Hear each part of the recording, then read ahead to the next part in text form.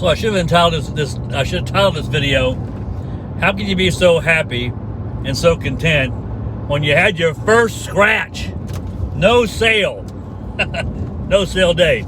So this is week 3, and I will send you an update, a detailed update, hopefully this evening or maybe tomorrow. But this is Monday, the 12th? Yeah, something like that. And I'm on my 3rd week, just starting. I've got, I believe, 8 appointments booked so far. And this is one time where you do everything you can. The big secret in this business, you do everything you can to make sure you run multiple appointments in an evening or a day. Don't go out there with one appointment set up for the day. If you can absolutely help it, don't do that, because you're setting yourself up for failure or disappointment for sure. Because if you don't close that, a couple things happen psychologically. One, if you don't get the sale, you feel like what a waste of a day.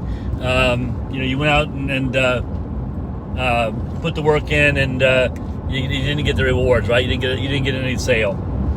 And then, of course, in the appointment, psychologically, you really fight with trying to over-convince them to buy, right? Because it's your only appointment for the day. If you don't get this one sale, you go home with nothing.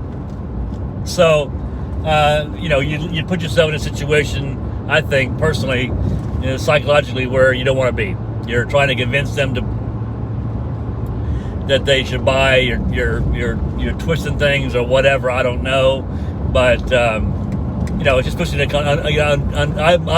I prefer being in the power position, meaning I don't care if you buy it or not. I'm only here to share with you the options that you qualify for. Here they are. Here's the process. Here's the next steps, and either you're in or you're out. And I'm good with either way.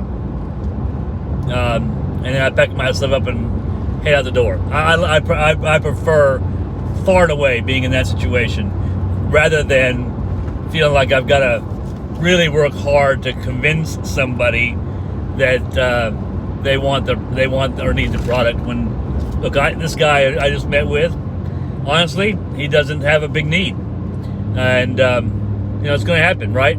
But I mean, he's a retired cop, large pension, gets it for life, not married, no kids, lives in a rural area, beautiful place, doesn't really have any need. We did talk for a little bit, and he is going to get married, and he feels like he needs to get some sort of life insurance, but there's no big urgent need because they're not married yet.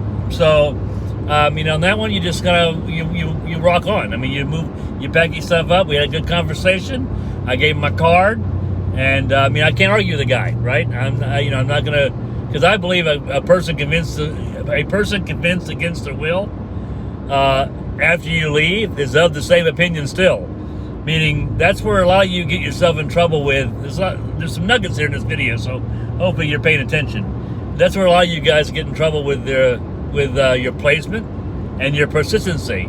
You're so good at convincing people to do something they don't really want to do, they haven't totally bought in, that you'll get the app, but they won't keep it, or they'll cancel it before it's even issued. Then you'll get a non-taken and strike against you with the carriers, and it's just not good. I mean, I like to go into a situation where they see value and they really want it. It doesn't mean they're going to keep it all the time. Cancellations is part of the business. I usually run about 80 to 85%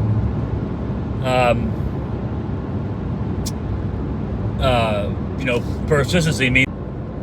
I usually run about the live video bleeped out there, so I'm not sure. So if I'm repetitive, I apologize. But I usually run about 80 to 85% persistency, meaning the stuff stays on the books. And it's because most people I meet with really see the value. They want the coverage, and I facilitate that by filling out an application. I'm not selling them on it, right? So I think that when you get in a situation where you only have one appointment a day, you try to limit that as much as possible.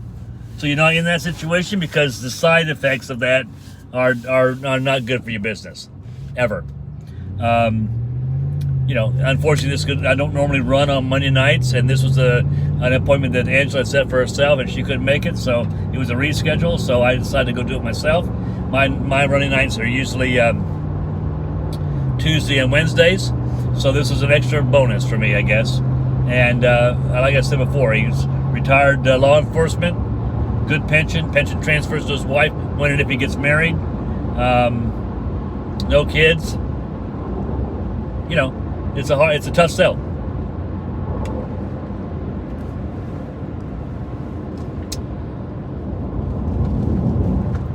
So anyway, not sure why I got a dark screen here, but hopefully you guys can still hear me.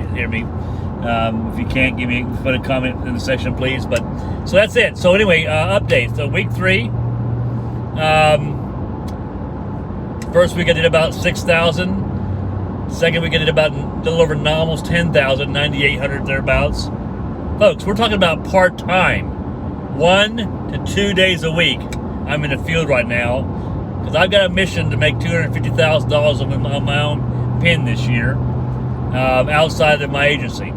So this is my own personal production. I got some things I want to check on my bucket list, and so I want to go out there and take control of things I can control, which is my activity. And I also want to prove to all of you that if you're coachable, you're willing to work, you have a burning desire to succeed, you're willing to plug into a time-tested and proven system that works, not just sign up with an IMO with a guy that has no clue what he's doing, doesn't sell anymore, that is only recruiting. That you're setting yourself, look, you had to put yourself in a position to win, period.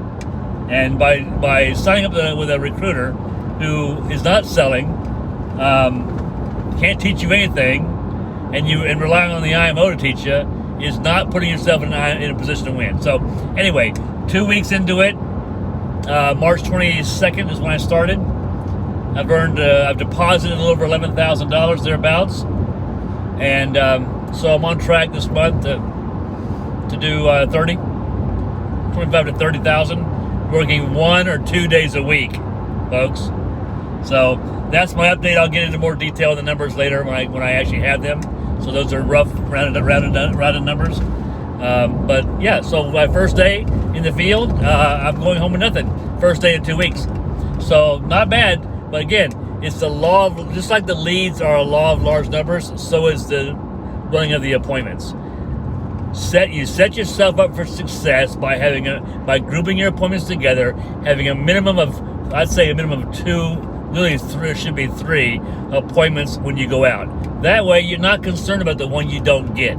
You're only concerned about the ones that you do get, and you're happy about it, and the ones you don't get are long forgotten. You don't put yourself in a compromising situation in terms of selling, trying to oversell it to get the sale. And if you run 3 appointments, you're gonna get 1, maybe 2. So that's the tip for today: is to always make sure you have 2 or 3 appointments going for the day. I prefer 3, because the law of large numbers tells me if I have 3, I'll get 1.5 to 2 apps out of it. If you have 1, it's tough, because anything can happen. Like this guy wasn't interested at all, and really had no need. I mean, everybody has need, but really he saw no value. So I hope that helps. I hope you're enjoying these videos, and I'll see you again tomorrow. Bye-bye.